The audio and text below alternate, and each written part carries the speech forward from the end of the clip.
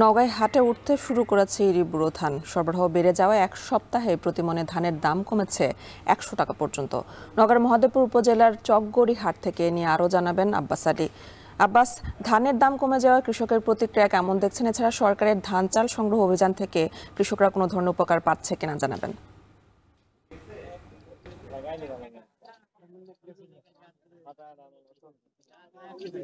ইয়ানি নওগাঁ ইরিপুর ধান কাটামাড়াই শুরু হয়েছে। বলা যায় যে এখন ধান কাটামাড়াইয়ের ভর মৌসুম, আর যেহেতু কৃষকদের অনেক দেনা পাওনা রয়েছে, এগুলো পরিশোধ করার জন্য সেই সব ধান এখন তারা হাটে বিক্রি করার জন্য নিয়ে আসেন। আরেকটি বিষয় যে গত এক সপ্তাহের ব্যবধানে এই সব ধরনের ধানের দাম বলা যায় যে মনে প্রায় ১০০ থেকে ১৫০ টাকা পর্যন্ত কমেছে। আর দাম কমার মূল কারণটি হচ্ছে যে সরবরাহ বেড়ে যাওয়ার কারণে ধানের দাম কমেছে। ধানের দাম কমে আসার কারণে কৃষকদের মাঝে অনেকটা ক্ষোভ বিরাজ করছে। এই চকগড়ি হাটে ধানের দামের কথা যদি বলি, যে এখানে ধান বিক্রি হচ্ছে ব্রি ২৮,০৫০ টাকা মন, সুবলতা ১১০০ থেকে ১১৫০ টাকা মন, জিরা সাইল এবং কাটারিভোগ ধান বিক্রি হচ্ছে ১১০০ থেকে ১২২০ টাকা মন পর্যন্ত। যেহেতু ধানের দাম কমে আসছে, যার কারণে কৃষকরা অনেকটা ক্ষোভ প্রকাশ করছেন। তারা বলছেন যে ইরিবুরো মৌসুমে ধান উৎপাদন করতে তাদের অনেক খরচ হয়, সেই তুলনায় তারা যে ধান বিক্রি করছেন, এই দামে যদি তারা ধান বিক্রি করেন তাহলে অনেকটা লোকসান গোনার আশঙ্কা করছেন। আর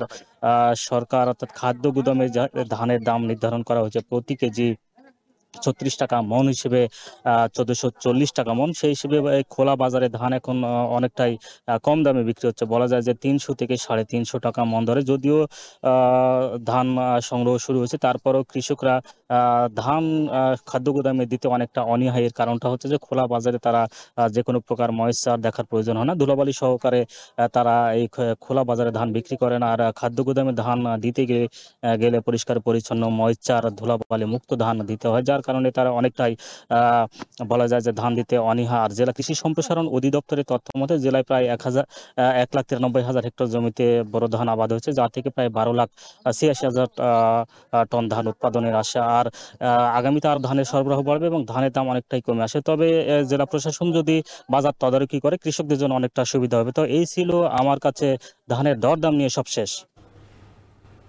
নওগাঁ থেকে ধানের দরদাম সম্পর্কে জানাচ্ছিলেন সহকর্মী আব্বাস আলী।